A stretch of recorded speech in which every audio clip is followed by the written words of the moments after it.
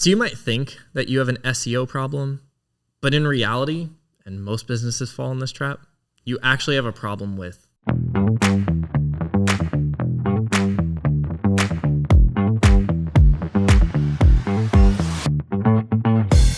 Join us for Impact Live 2024 in Hartford, Connecticut this October 14th through the 16th.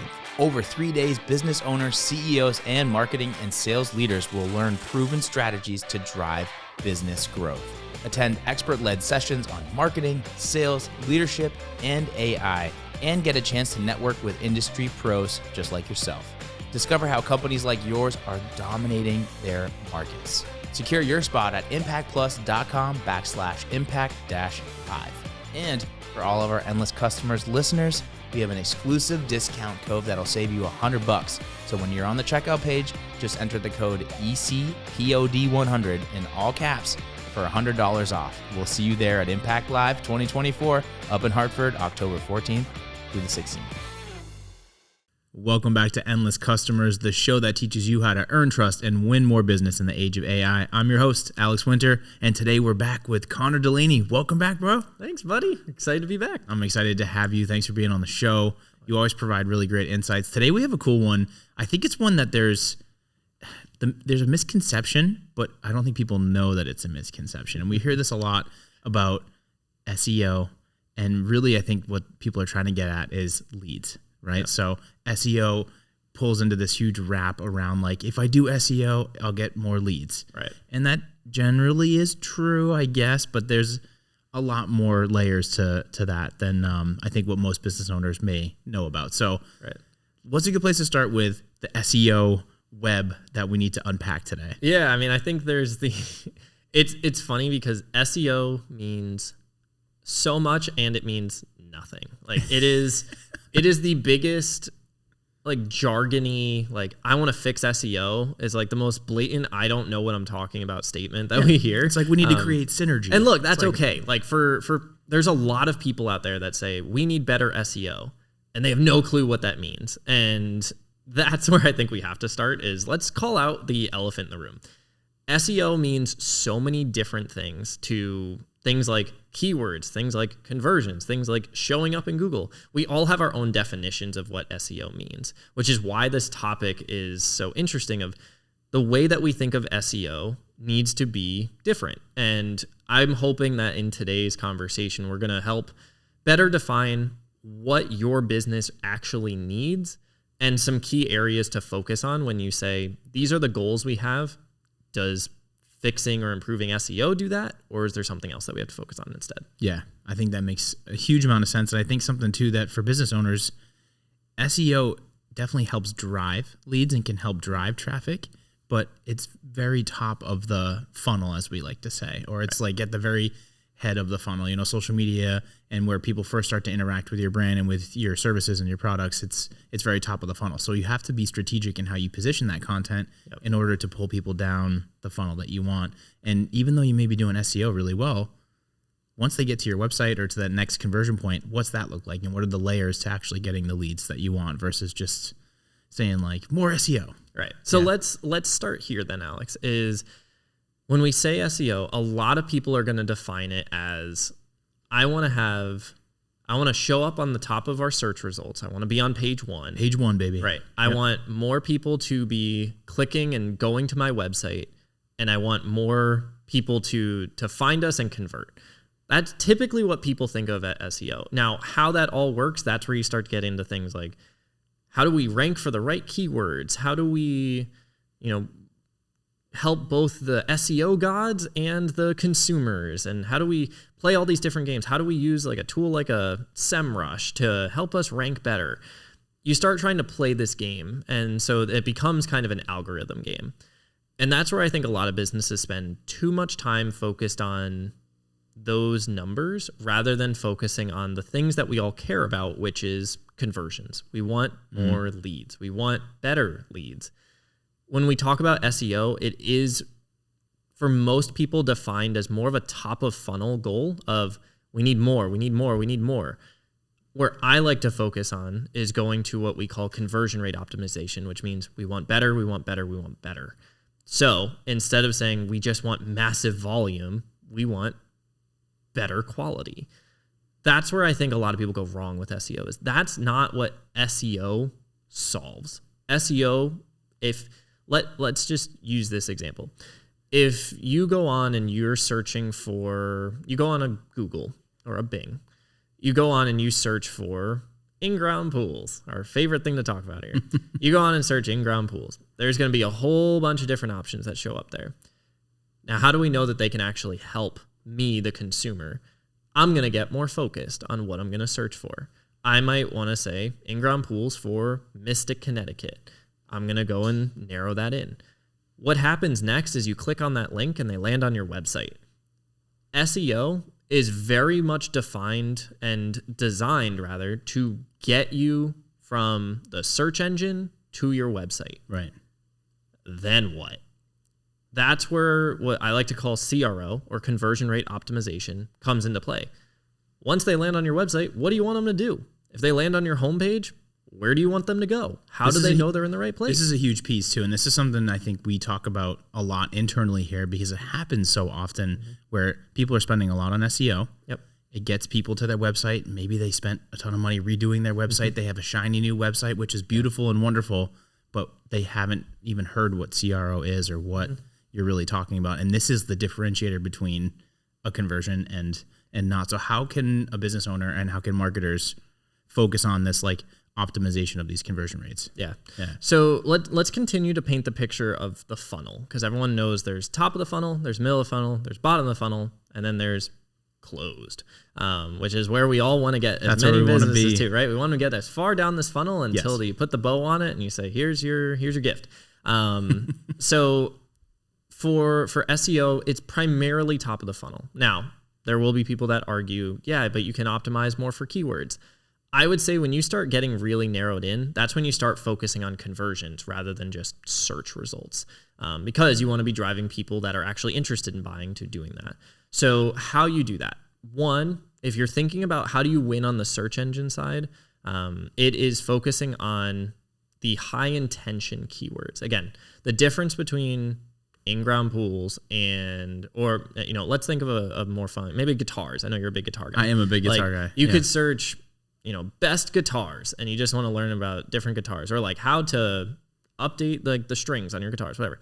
But then it's like best electric guitars for folk music. Let's get a little weird. Or let's do like alternative rock, like best electric guitars for alternative rock bands. Sure. Amateur. Let's get even more specific. Now we're talking about people that are searching for such a specific thing that they're actually looking to probably buy something. There's more buyer intent behind conversion rate optimization. So maybe that's the difference between keywords when you're in the search engine. Yeah. That also happens naturally too, where like I would. Oh, as a buyer, it's your way you buy too. You start off very like, look, what's the best guitar? And then you read a few things, and then you're like, oh, I really like punk rock, and I'm an amateur, or I'm a professional, or whatever. So then you start to add to your keywords as you search to try to get more pointed to find the answer you're actually looking for. So that's how buyers buy. But you have to continue that beyond just the search engine side, because winning in the search engine is great, but if your website looks like crap and doesn't tell you where to go, no one's going to actually take action on it. Yeah. So the next thing that has to happen is they land on, let's say, your homepage of your website. How do you help a customer, one, know that they're in the right place? You land on a guitar website. They're probably going to say something about creating amazing music with all the best instruments that are affordable for anyone. You have that kind of message that's resonating with the person who's probably an amateur guitar player. I am not, but you're more than amateur. You're pretty great. But if you told me to pick up a guitar, I'd be like, here, let's start with, how do I strum this thing? But it has to focus on, do I know that I'm in the right place? Do I actually believe that these are the people that understand my problem? Like, do they get what I'm trying to solve here? Then number two, where do you want me to go once I've landed on the site? What do I do next? That's where conversion rate optimization is, because you're trying to take customers down a journey to get them to actually want to interact and talk with you. And this is coming from the sales guy. Like, I understand that the role of your website is to get them along to the point where when they talk with me, I know that they're serious about buying. That's what conversion rate optimization is about. SEO has gotten them maybe to your website. Now you've got to take it and focus on what's going to get them to actually want to buy from you. Right. SEO does not solve the buying issue, which is where most businesses go wrong, is they think that more leads come out of just ranking better on Google.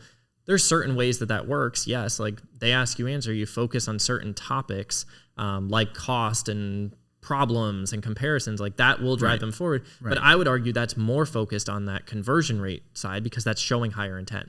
As we continue on the website, you land on their homepage, you see a couple of buttons. So they read that message, they say, I feel like I'm in the right place. These guys get me. I resonate with that. What do I do now? There's usually buttons that we're going to recommend. There's that primary call to action, which is, the schedule a call, book an appointment, get in touch, get started. Mm-hmm. The action driver, what I'll call like the business intent. I want to work with someone to figure this out.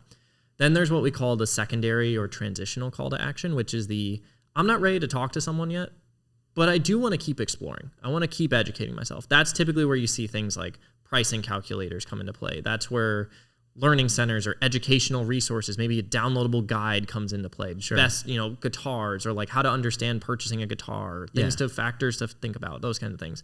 That keeps you on the website. That's a conversion rate optimization focus because SEO isn't really going to cover that. But that's more looking at when someone lands on your website, how do we keep them on the website and how do we keep them moving? How do we keep building momentum in that sales process? And to keep them engaging with the content that you have on your site. And engage with you. Yeah, you want to take them down that journey. You want to show them where they should go next based on where they are. But your job when it comes to conversion rate optimization is to capture where they are today and where they need to get to in order to come back to that schedule a call button. Because at the end of the day, you want as many qualified buyers booking calls with you, booking appointments, making purchases, doing whatever that action needs to be for your business. It's not just get people to the site, it's get the right people to convert on your site. And again, I would say if there's a rabbit hole to dive down, that's where a lot of businesses are going wrong. I just had a conversation with a team yesterday that said, we get somewhere between 80 and 100 leads in a given month. About 60 to 8, like let's call it about 60 of those 80. We'll use that math. 60 of 80, 3 out of 4 are not a fit. They will not work with us due to different things. What that tells me right away is we haven't guided them through the ability to disqualify themselves. And that's part of conversion rate optimization too. When we think of conversions, we want conversions as high as possible, but we want to know that, and I use a baseball analogy for how I look at selling. I want them, if they get to first base, which is that initial call, I want as many qualified fits to go from first to second to third to scoring at home as possible. But I'm willing to say if less people have to get to first, so that example, I would rather 30 to 40 great fits get to first base than 80 of them.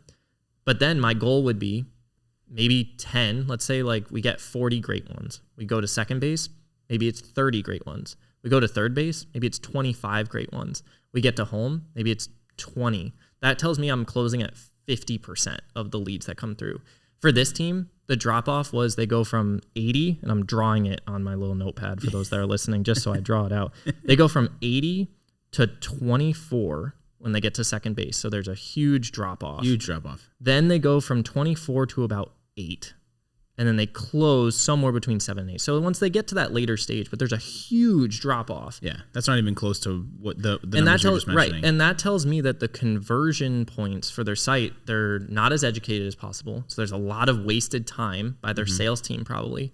But there's also a lot of things that if we focused on the right conversion points, the right journey, they could be learning and educating themselves rather than your salesperson having to do it and ultimately disqualifying a lot of people.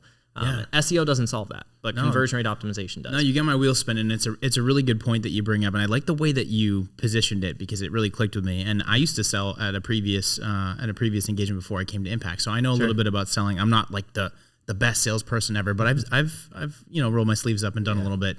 And I think back then, I'm dating myself now, but back then it was very much the like numbers game where it was like the more leads we get, it's a numbers game. You churn and burn. And the odds are, the more you bring in, the more chances you have to convert. And that was really before all the tools and technology shifted into what we have now. And it was starting to then, but now it's like we're 10 years later. It's exponentially changed, and people have all of this access at their fingertips to find all this information. So that whole adage of churn and burn, the more you bring in, the better off you are. I don't know if that's true anymore. And the longer I'm here at Impact and the more I understand endless customers, it really comes down to the quality of the leads. And if you had asked me before, I would have said, I'll take as many as you can send my way. And now I'd take way less, but ones that I know are qualified and that are ready to make a buying decision and that fit what we're looking to, who we're looking to work with. Yeah, Alex, that's where a lot of businesses are shifting to. And I would say the ones that are doing that the best right now are the ones that are saying, how do we get our conversion rate higher and how do we make the most of our existing team? And that's not just from like because I think when we say, how do we get the most of our existing team, it sounds like, how do we milk the cow as long as we can until it runs dry,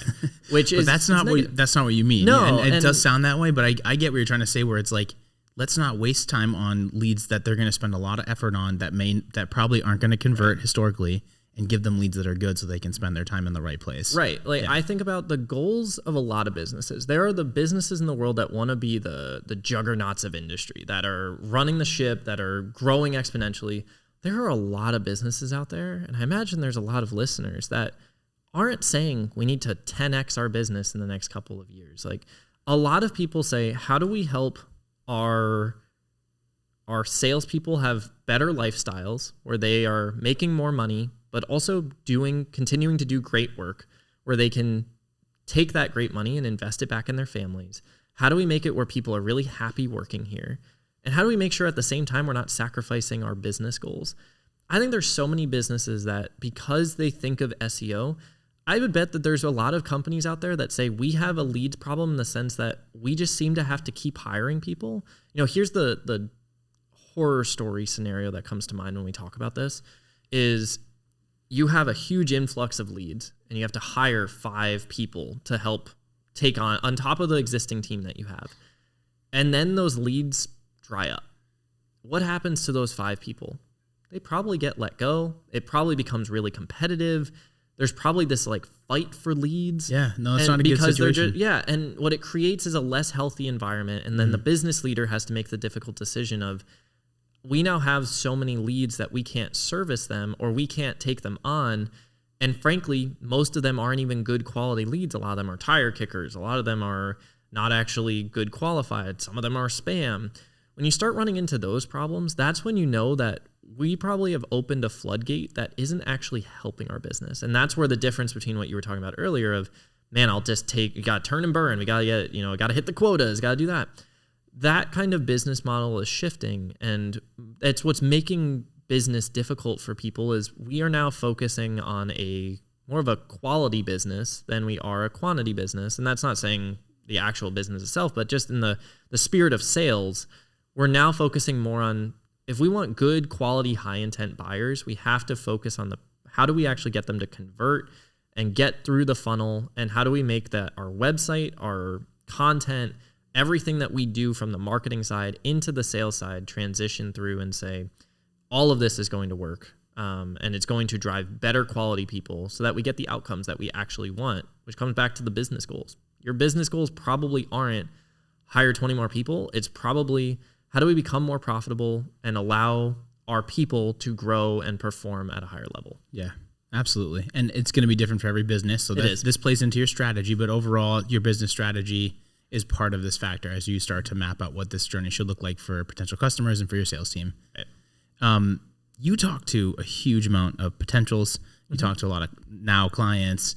You interface just a lot of client facing stuff. So this is a huge part of why I wanted to talk to you about this is, what have you been hearing, and like, what are some of the conversations maybe that you could share with us? Have you heard from businesses that are going through this right now? Have you talked to anybody that was like, we need SEO, and that's not really what they needed, and you had to maybe help them kind of understand, one, what we're talking about, and then two, what they were actually trying to do? Yeah, there was a team that I spoke with that said, we were talking about a bunch of different stuff. And at the end of our conversation, they said, the one thing we didn't talk about today was SEO and the execution of SEO.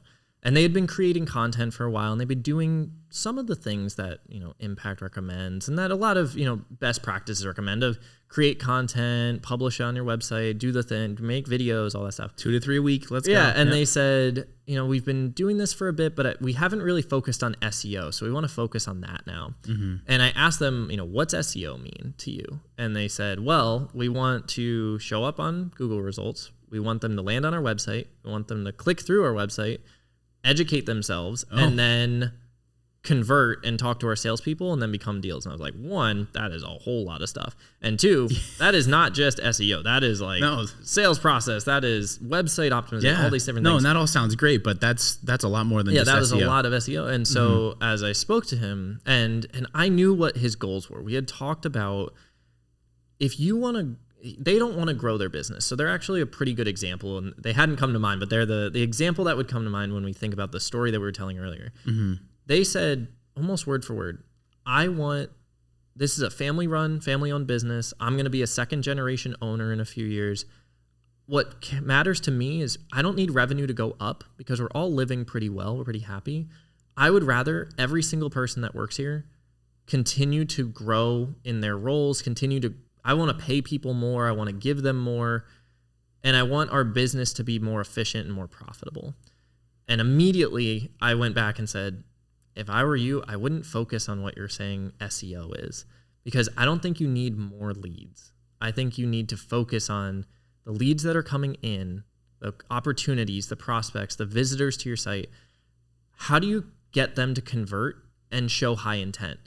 And as we started talking through that piece, he realized, we focus on getting volume in, but we don't convert a good chunk of them. Like, they don't actually even get close to being a prospect that can buy from us because we're just focused on getting more and more and more leads in. But there's so many people that we end up disqualifying right away just because they can't afford it or they don't have the space for whatever they're buying. Not a good fit for whatever reason. They're not a fit. And so when they're not a fit, that tells me just focus on how do we make them how do we focus on getting better fit customers so that every time your salesperson's going out, they have a good opportunity to close. It never feels like, I'm going to go roll my eyes because there's no chance that this customer is ever going to buy from me.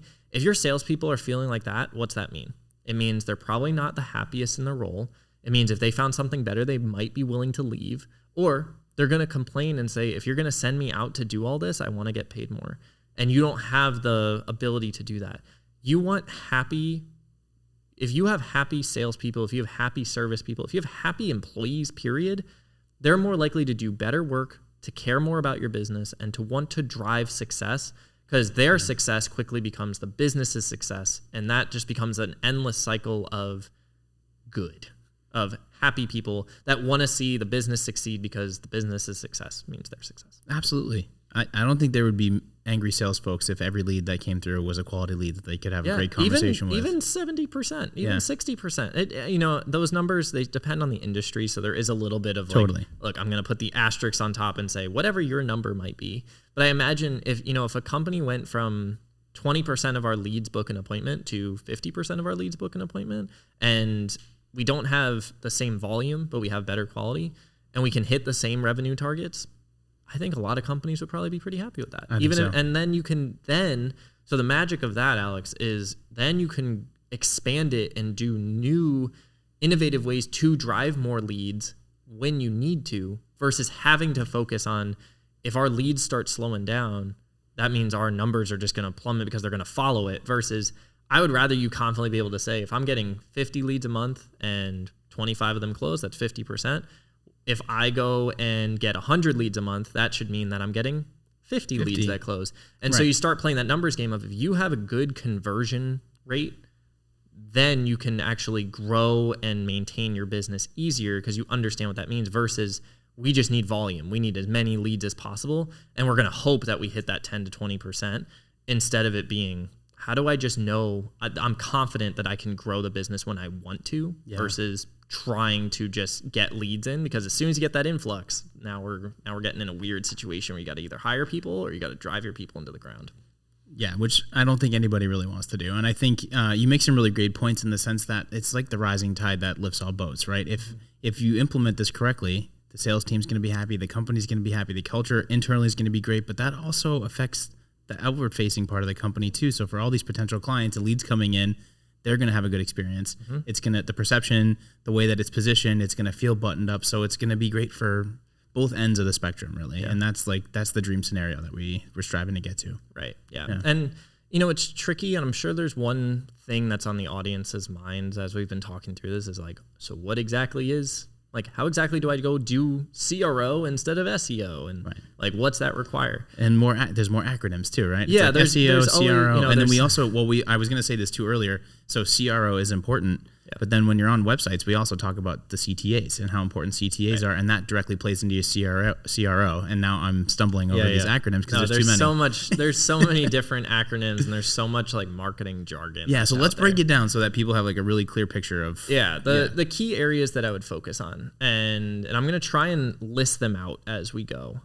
Cool. But we mentioned some earlier, and I'm really gonna focus in on when we're talking about the website, because the SEO side, yes, it's getting people to convert, and we talked about it earlier, so maybe I'll start here. Number one is writing about content that your buyers are actually interested in and that influences your buyers. If you're a local business, write about, create content that's focused on your area that you can actually service. Because an issue that a lot of companies run into, you focus on national keywords. It's not a real thing, but just the idea of like, if you write about a topic that anyone in the country could write about and you can't actually help them. I mean, take, for example, if you're a local ice cream shop.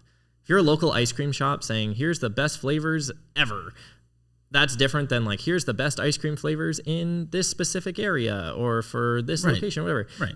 Silly example, but you get the same idea of it's better for you to focus on the actual customers you can service than the ones that, and again, maybe ice cream's a silly example. So I'm gonna shift. No, it's a good example. Well, let's think about, so here's a better one. Plants. We have a little plant on our desk, so plants come to mind. I try to use funky ones because it makes it a little more fun. This is our plant Harold, by the way. Our little plant Harold. Okay. So Harold might be great for a person who owns a home in Connecticut because maybe they can withstand the winter. A plant in Florida might be different than a plant in Connecticut. Right. If you just say best plants for the outdoors, that's a much different, much broader scope question than best plants for the outdoors in Connecticut. Best plants for the winter season in Connecticut. Plants that can sustain life through the brutal temperature changes of the Northeast. When you start narrowing in further and further, that's when you start to realize, okay, that's part of the conversion side, because now we're not just talking about all the plants. We're talking about the plants for this specific area. Oh, and Connor happens to sell Harolds to all of the different plant owners and plant moms and dads in the world that like to have plants in little southeastern Connecticut. Right. That's when you start focusing on the content side of things. Now, you go click on that article. Now we start talking about the website. So let's say you land on the homepage of connorsplants.com. Sure. Maybe there's a little bit of work to do there. We'll work on the name. Yeah, we'll get that. So it starts with the messaging like we talked about earlier, which is as soon as they land there, I should be saying something about having beautiful plants that you can love and nourish and take care of in Connecticut. I'm going to focus on a few key areas. I'm focusing on, you probably want plants. You probably want plants that have a certain outcome for your life. Maybe they make you happy. Maybe you want them as like a project to help grow and sustain, and you live in Connecticut. I focus on all those things. That's telling me high intent. Now, again, that's a local option. There's other things that you can do better. It's like focusing on certain brands that you offer. Maybe you are like someone that goes and installs a certain brand of windows or a certain brand of doors. You start talking about the brands. There's different ways that comes apart. Mm-hmm. So the messaging comes down to, am I resonating with the person? Do they trust me? Once you get those two things down, the next thing that has to happen, and as we think about it, there's two areas. There's the calls to action, like you said. What do you want me to do next? Once I see you can help me and you seem credible, I want to work with you. What do I do next? You want them to click on a button and maybe I say, come like view my shop, and they're going to go order their plant online. Or the second one might be like my plant care guide, and you're driving them to take an action on your site. Right. That's, again, continuing conversions, but keeping them on the site, keeping it sticky. Mm-hmm. When they go and read that article or that guide, as I'm going throughout, I want to be linking to other pieces, but I also want to have a clear call to action, that clear next step that says, after you've read this, you may want to go and shop, or maybe you're saying, here's 5 issues that happen. I want to, but something clearly like this is what you need to do next. Guide them down that. Right. Maybe it's a pricing calculator. Maybe it's another article. Maybe it's, but like something that clearly goes like, if you've gotten this far, you're certainly interested. Here's the next step. Well, and so here's the third thing, and this is where I think a lot of businesses miss, and it's funny because it's one of my favorite LinkedIn posts that I made in the last like year, and I got a lot of interesting questions after it. I think the most underestimated part of a website might be the navigation. And when I think about why that's the case, think about the journey that we want customers to go down. We talk about messaging, we talk about the calls to action. What if they get to the bottom of that article and they're not sure what to do next exactly? You need to give them a map of where they might go next. And when I think about the navigation, this is where conversion rate optimization gets really interesting and where you can really get into the weeds on it. Because your navigation should be the journey that you're guiding people along. It should be clear where they're starting, and you should be actually thinking through the steps of what's on there. That's why whenever I work with teams, I always say the About Us should not be the first thing that they can click on in the navigation, because it's not what customers actually think about in the moment. Instead, they think about types of plants, maybe it's certain other like ways to buy, other things. Like you can take them through the journey. For other businesses, I think of the services we offer, and then you think about, how like areas that they can service, and then they go to educational content, and then they have at the end, maybe it's the button, the conversion button that you want them to do. That's the kind of journey that you're taking folks down. But from conversion rate optimization standpoint, it's how do we help anyone wherever they are on our site take the next step that they want to take? They should have a clear journey that they're going down, and the navigation's a really important component of that. It's huge component. And that's for me, I feel like when I get lost on a site, or if I'm not sure as an end user what to do next, I tend to default. There's 2 things that happen. I either go to look for the nav to figure out how to navigate to where I do want to go.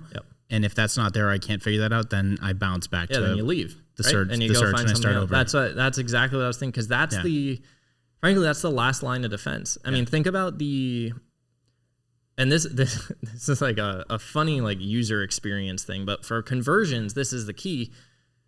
When you go to change, and let's say you don't know exactly where to go, you have your 2 options. You're either going to go back to the navigation, or you're going to go to hit either the back arrow, or you're going to go open a new tab or type in a new URL, whatever.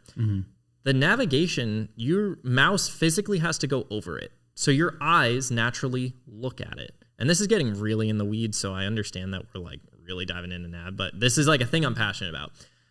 You, as a user, have to go through the navigation to get to the search bar again, to open a new tab, whatever it is. Sure. You have a split second to say, oh, wait, maybe I do want to click on that first. And maybe that drop down actually shows something that I want to see. It is your last line of defense before someone leaves, especially when they're not sure where to go next. But from I'll loop it back to a conversion rate optimization standpoint. It gives them a journey step to take. And if they don't know exactly where they are, they should be able to re-navigate themselves based on the journey that they've seen in your navigation. It should guide them along the way. Yeah. Well, and clearly I can tell that you're into this. This is I know I went down a rabbit hole a little bit with it, but I hope I love that. And honestly, it's an important rabbit hole to go down, because if we loop this all the way back to the beginning of the conversation when we started, the very broad, like, I need SEO. Yeah. Sure. That's true. But SEO drives you to a website or to a certain action step. And then you need to map out what that action step looks like and what that CRO is going to be. Now you're realizing all the different components of this is SEO is only going to get you so far, and it may not solve the goal that you have. Again, some goals are going to be, I want to blow up. I want to do so many things. I want to have so many leads. I want to just be doing that. Others are, I want so much better quality because we spend so much time with garbage leads, and that's no fun, no help for anyone. No. Well, we've heard on the street too that there are instances where a business thinks they have an SEO problem, and really it's a CRO problem. So the SEO is driving them to the right place. That's a really good point. Yeah. And then we've also heard times too where the website and the CRO point is great, but the SEO isn't driving them to the correct places. So like there is a balancing act. Yeah. I think to that point, it's, for some people they say, I feel like we have all the right pieces on our website and no one's there. Yeah. And that's when you run into, well, how do we get more people to our website? Right. And that's a real SEO. That's our actual. Right. And again, that's like, that's an interesting one, but it's so uncommon. Because not as many people focus on the conversion rate of their site without having people actually get there. Yeah. Because conversion rate optimization only works when you have data and inputs that are telling you what's working, what's not, and how do we optimize it. Yeah. Rather than like if there's a business out there, I would love to talk to you where you have all these things mapped out and nobody's showing up.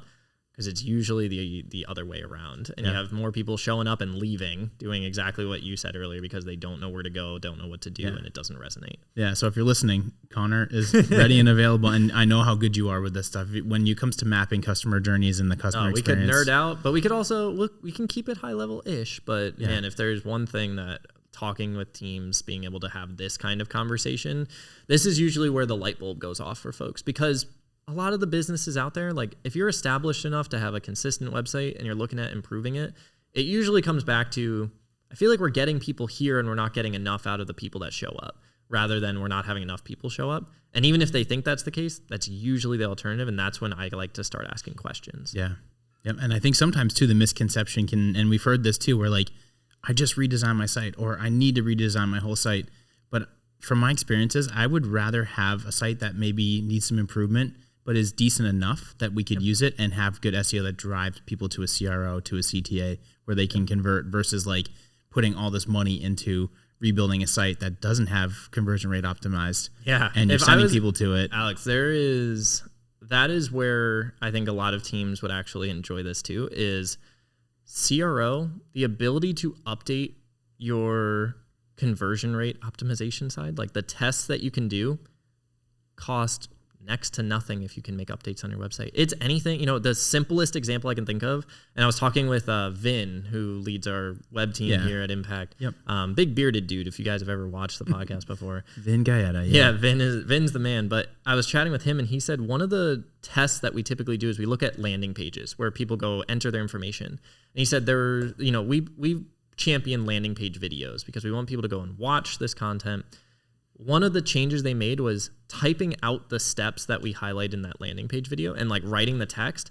And there was a team that had like a 40% increase in conversions because it might have even been more than that. It was something crazy. But he said that's the kind of changes you make, like conversion rate optimization testing and getting that data. Yeah. I also would rather have people coming to our site and we improve the conversion because it's like maybe you change the text of your call to action buttons. Maybe you add a line or two of text to a website page. It's not a shift our budget around. It's tweak the phrasing or change the color of a button. They're such small things that we can do. Yeah. But what's so cool about it is those can have significant impacts. And as long as you have the data to show if it's changing it or not, that's when you actually start to see the results. It costs a fraction of the price to change it. Typically takes minutes to try. And you can always just go back versus saying, all right, we got to make a $50,000 investment because we got to try and win this. Yeah. No, and I've seen it happen, those small tweaks and just doing some like A/B testing. It's unbelievable. Yeah, A/B testing too. You could have both of them up there, but your goal is to gather data and just make small tweaks. Like it's not, you don't have to overhaul your SEO strategy. Yeah. Instead, it's let's try this little tweak. Let's change the messaging on our homepage and see if it works. Yeah. It's much smaller and much more within your control too. And maybe that's the key within all this too. When we think of like the top of funnel, bottom of funnel, getting people to the website, your website is the thing you control the most. You don't control the algorithms. Now more than ever, you don't have the control of the algorithms like we wish we did. But you have control of your website. You have control of if people are landing there, you can control more than you think about if they convert. As long as you make the journey clear and easy to follow, it's very likely they're going to follow it. And it's low cost to do this. So there's no excuse. No excuse. I love it. I can hear Vin in my head too, like iterate. It's not reinventing the wheel every time. You get the foundation and then you start to build slowly on it. That's really cool. Yeah. We covered a lot of ground. We did. I'm going to hit you with a tough one. This is my new favorite thing we're doing on the show. what's the one thing? It's very they ask you answer. What's the one thing? Business leaders, marketing professionals out there that are listening and watching, what should they take away from this conversation? The one thing from today's conversation on SEO versus CRO is evaluate the goals and needs of your business to determine the actions you need to take. That's super high level. That what I mean by that is you have to focus on, does your business need better quality leads? How is your website performing? Do you have the data to make the right decisions that show, if I want to get my business from A to B, here are the actions I probably need to take? Are we focusing on the right data points that show us where we need to go? If you align your goals as a business with the strategies that you're putting in place, you're going to see the right results as long as you understand the different options that you have. Well said. Well said. Connor, thanks for being on the show and for chatting with us today. I just love picking your brain and getting all these cool insights. Always, buddy. Yeah, it was fun to dive down this rabbit hole. I always enjoy it, and believe me, this was a topic for the ages. Yeah, it sounds like we got to go do some like A/B CRO testing. All the acronyms and all the letters that we can throw in there, we've got work alphabet to do, and I'm sure a lot of us do. Well, thanks again, and for everybody out there watching and listening, this is Endless Customers. I'm your host, Alex. We'll see you on the next episode.